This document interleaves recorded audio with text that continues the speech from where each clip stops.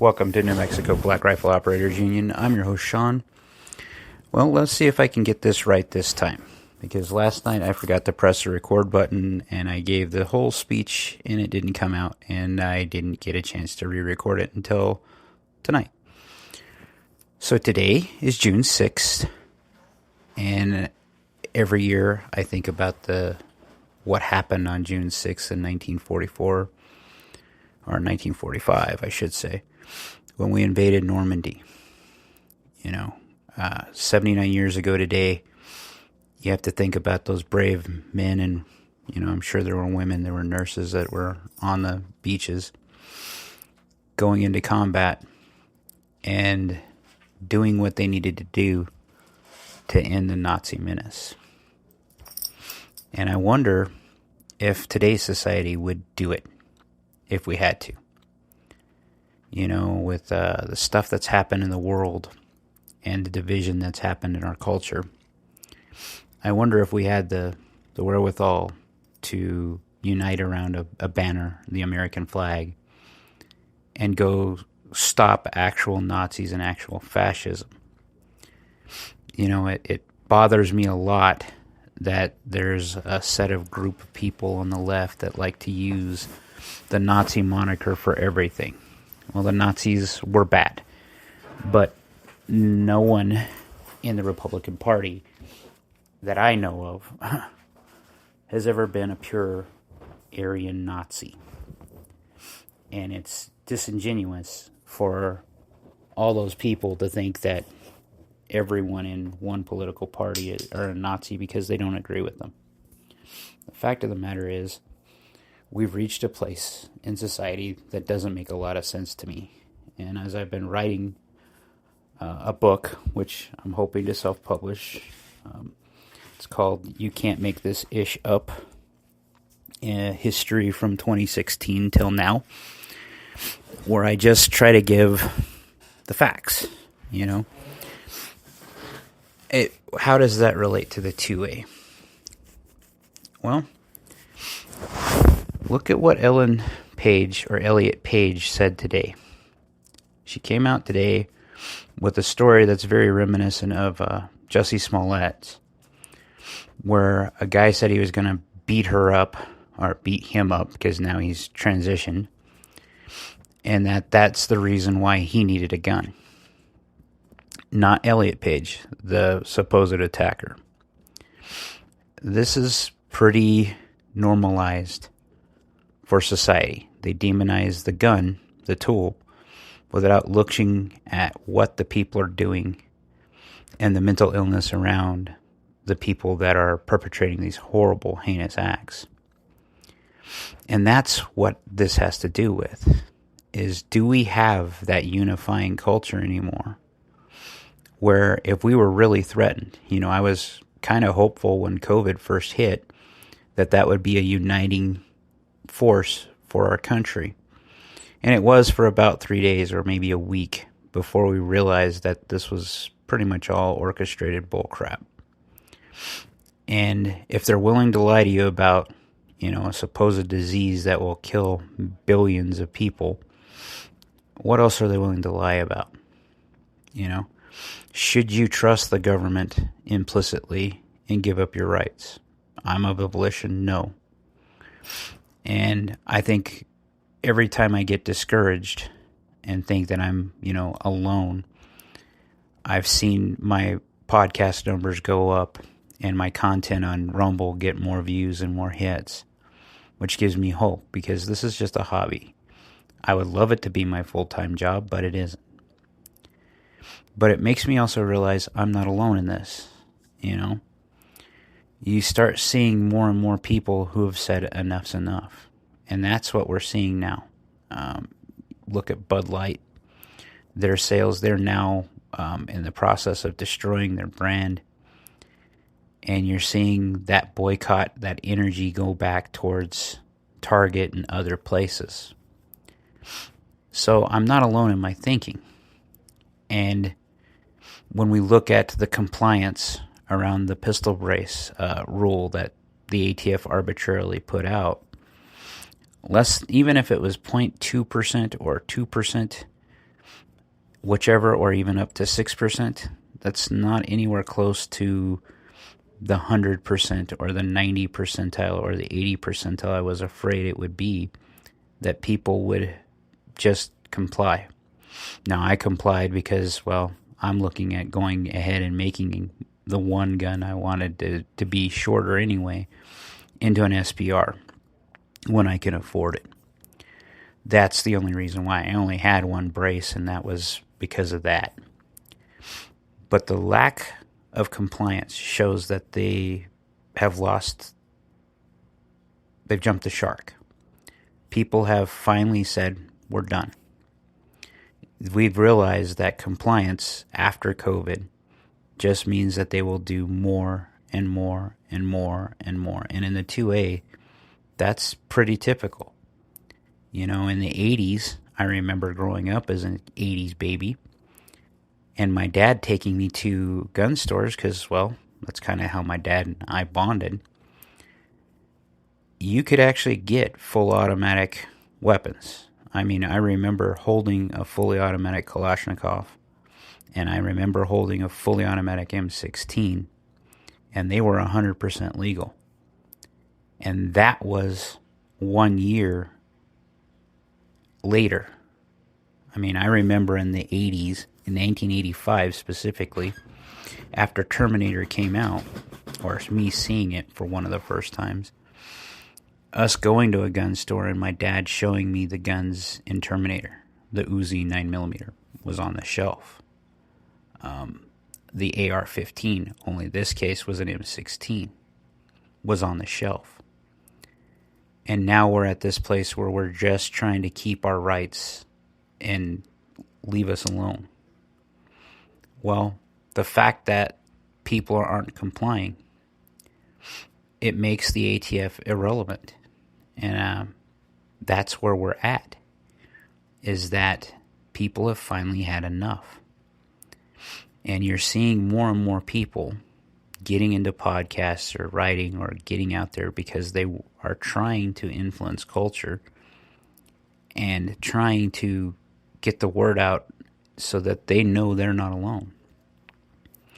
And that's why I watch the podcasters I do, or the YouTubers I do, and the Rumble people I do, is because it's really lonely in the political space, especially if you're a gun guy.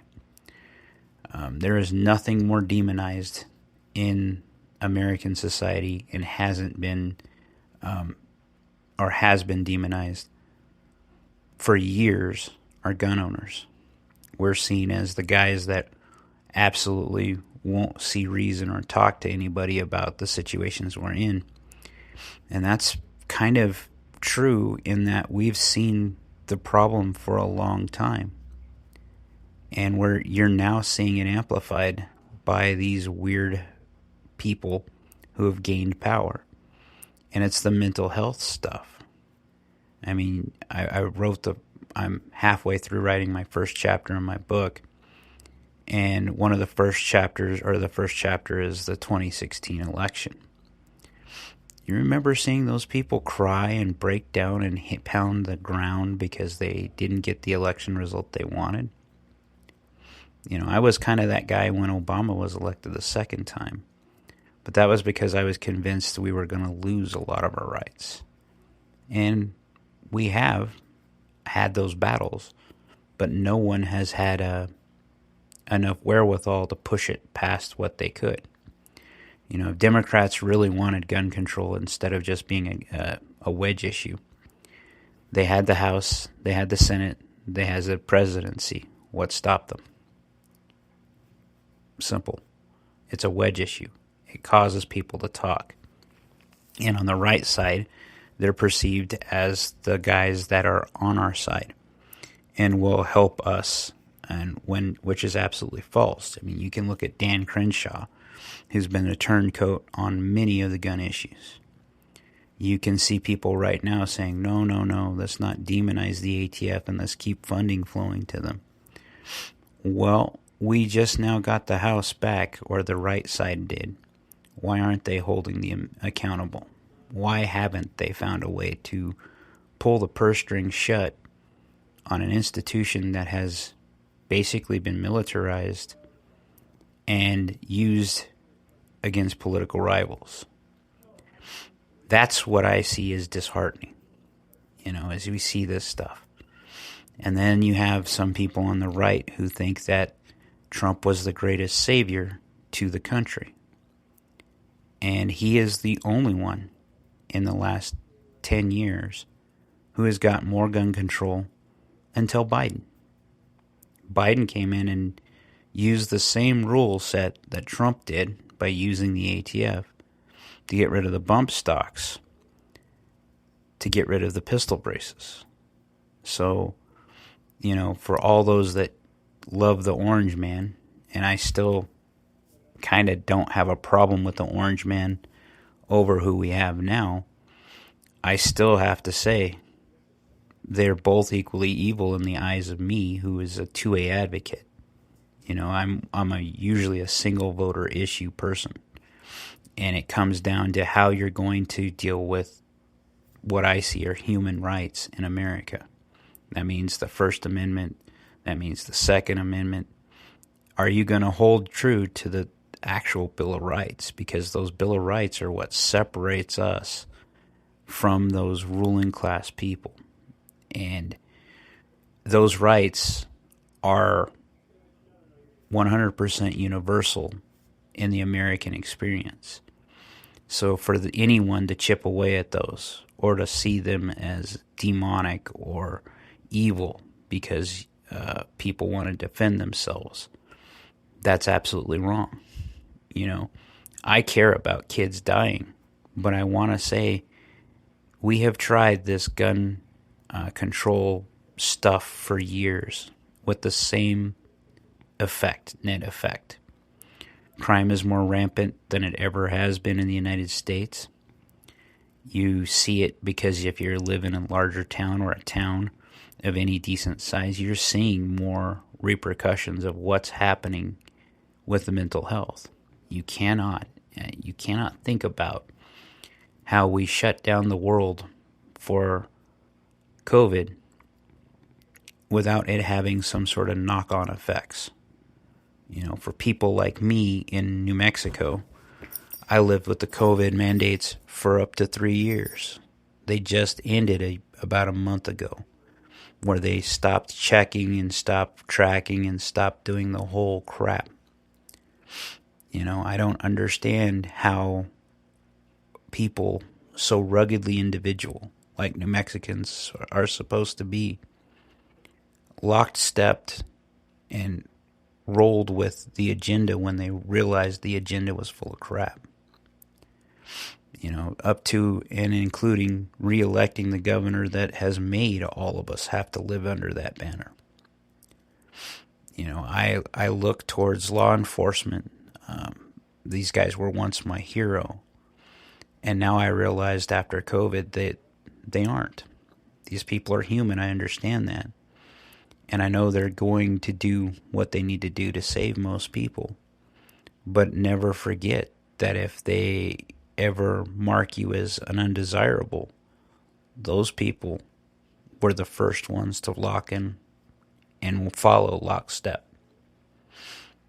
If you are an absolutist like I am in the 2A world, you realized a long time ago who would be coming for your firearms. And that's disturbing if you were as much of a status as I was. I was a firm believer that the government would never do something as horrible as what they did to us during COVID. Shutting down businesses, shutting down livelihood. This is one of the reasons why I couldn't work for the school district anymore, is seeing that the rules in New Mexico continued to be pushed for with the expansion of COVID stuff and how they spend money based off of what they were given by the federal government for COVID. I kind of had to say enough's enough. And getting enough push from the new boss at the time, for me specifically, when he was put above me, that's when I decided it was enough is enough. It was time to set off on my own. And I wonder how many new businesses sprung up from that, where Americans like myself got tired of being in the machine or feeding the machine. And that's why I separated and got my retirement out and am invested in a business that I hope pays the bills eventually. You know, I'm in that slow phase of starting up where I have to get enough of my primary input to make my other products. And that's slow and it's grinding, and I'm seeing capital disappear just to keep me above water right now. But I have that great hope that all Americans have always had. You know, we are those individuals. And those of us in the 2A in our community have always been that rugged individual. You know, I still think of the Southwest as pioneers would. You know, we know that we have to defend and take care of ourselves. And it isn't, again, because of law enforcement's lack of what they're doing. It's a simple fact of geography. You know, I live in a town where it can take 20 minutes to cross one section at the wrong time because traffic is such a nightmare. And it's also huge in geography. You know, you're talking just going to a corner store, you can walk a mile away from your home. And that's not unrealistic. So why would you think that you could call law enforcement or call someone to come help you and then be there inside of 5 minutes? That's not necessarily practical. So what happens in that time frame? And with all these people that you're seeing right now out and about in the world that can't handle themselves mentally and are breaking down, why would you give them the benefit of the doubt when you know you're going to have to defend yourself? And June 6th is just another reminder for me.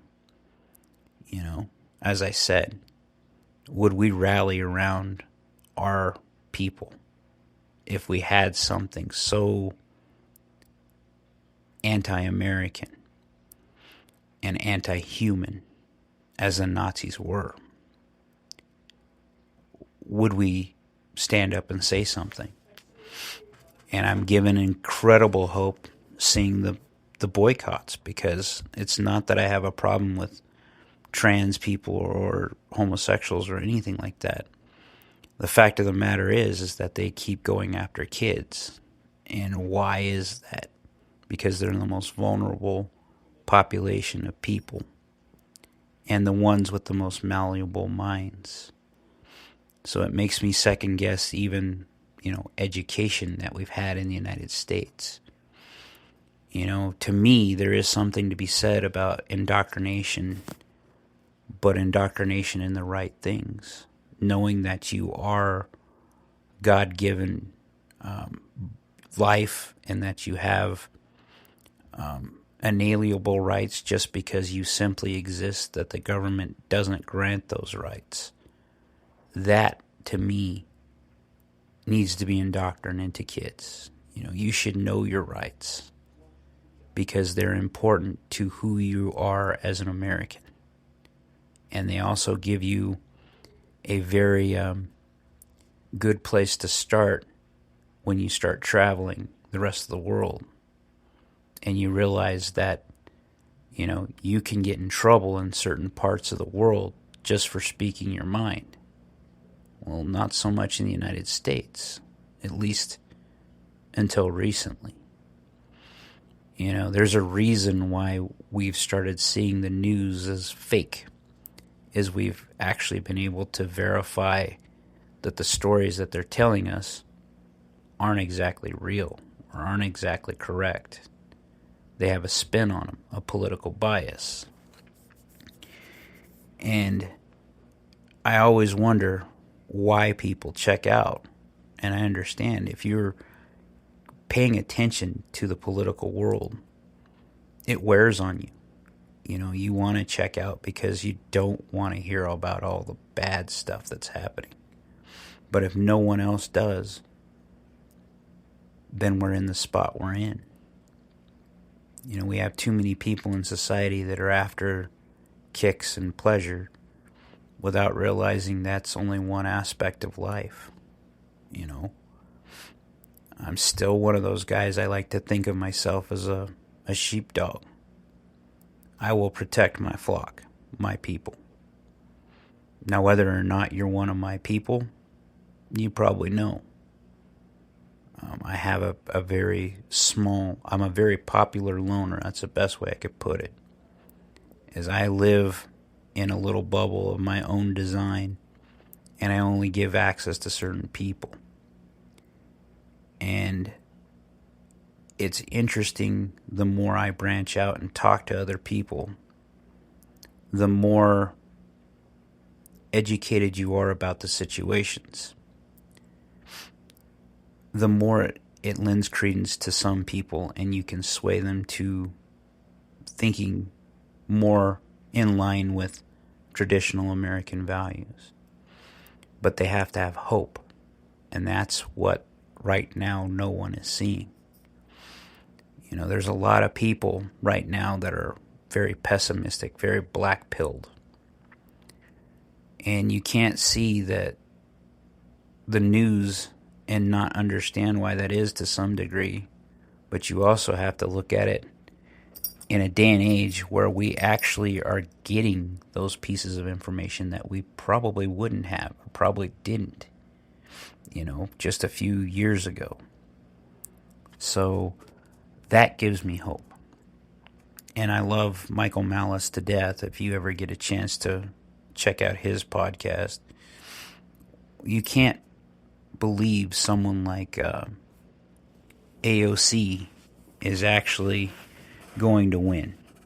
The intellect of AOC versus you, there's no way. Now, you get 1,000 zombies that believe everything that woman says or does, then you got a problem. And I think that's where we're at, is there's people that have, on both sides of the aisle, that have adopted cultural norms or cultural ideals and take them to the extreme. Anyone who says that someone is absolutely 100% evil, you need to look at what those people have done. Because in the real world, rarely are people 100% evil. Now, there are some, and they are political, in my opinion, but they are not 100% absolutely evil. These are just people that are trying to steer agendas and make a ton of money off of what they're doing. And to that end, they're willing to sacrifice anything to get what they want. And that is yet another reason why you should be a 2A advocate. Because if there ever comes a day that they're trying to round people up and put them in camps, are you going to be like Dietrich Bonhoeffer and say no? He was the Nazi famously pictured, or the man famously pictured in Nuremberg while the Nazis were speaking and saluting. He didn't. And I still believe that there is enough of an American people that will say no and be Dietrich. But it's increasingly coming to the point where we're all part of one camp or another. At least that's how it's perceived. And that's not the truth either. Because I don't fit in a lot of camps nowadays. There was a time and a place I considered myself a conservative Republican. Then I met a lot of people that I loved, or found out how much I thought they were cool, or how cool they were. who just happened to like someone of the same sex. Then I had my daughter. I got my daughter. And I had always considered myself that I was anti-abortion. And I still am. And I still do. But then the thought of my little daughter ever being raped and having to carry someone's child who had done something so heinous to her struck home. It's not that that ever happened, but me being an introspective person, that reality of what could have happened shook me enough to say that free will's a mother, and you have to let people make certain decisions whether you like them or not. And that's where the abortion debate ended for me, was that I see abortion as horrible and evil. However, and I've stated this on this podcast several times, my decision ended when I decided not to wrap up or to take steps to not make a new life. That means that ultimately, when you stand before God, if you're a Christian, and you are judged, how are you going to be judged for taking a life? That's something you're going to have to make a decision for. Same thing goes for if you actually have to take a life using a firearm. These things swayed me to be more of what I would consider middle of the road, right up until I had a run-in with an abortion protest. And in that abortion protest, I stated what I just did. And I was promptly branded a white nationalist. Now, I'm Hispanic and Irish. That's my background. I had never been called anything but Hispanic my entire life. I think I was mistaken once for a native. I don't really care. But what was interesting about this was I was dumbfounded.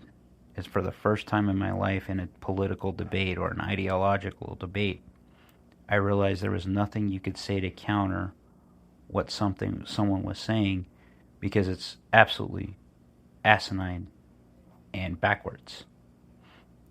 I'm a white nationalist. I am a man who is of color, according to the left. At least I was until that point. And I just simply stated that I don't agree with the concept of abortion, but ultimately it's the choice of whoever is going to have an abortion. I thought that was the whole purpose of that anyway. Safe, legal, and rare. I didn't like it, but I was okay with it. It wasn't until that point where you instantly run into people who their first call of port to opposition is to call you a racist. Now, at that point, being called a white nationalist, knowing the meaning of what a white nationalist is, having to have interactions with skinheads before, that was shocking, because it branded me as something that I never, ever, ever would be. I am a fan of my country, and I do believe that the mixing pot method does make some good stuff, but it also makes some bad stuff. That's what our country has always been about, is we take the best and the worst at times and blend them together to get something that is so unique in the world that countries beg for what we have here. People leave their countries to come here for the economic freedom and for the freedoms that we have. And just today, I read a story about a man who was from Afghanistan, who opened a business in San Francisco. and his business was broken into, and $20,000 worth of merchandise as well as cash was taken from him. And he said something that was daunting to me yet again. This wouldn't happen in Afghanistan. The Taliban would fix this. So what the hell is going on with those really blue democratic states and cities that have had this crime problem going on?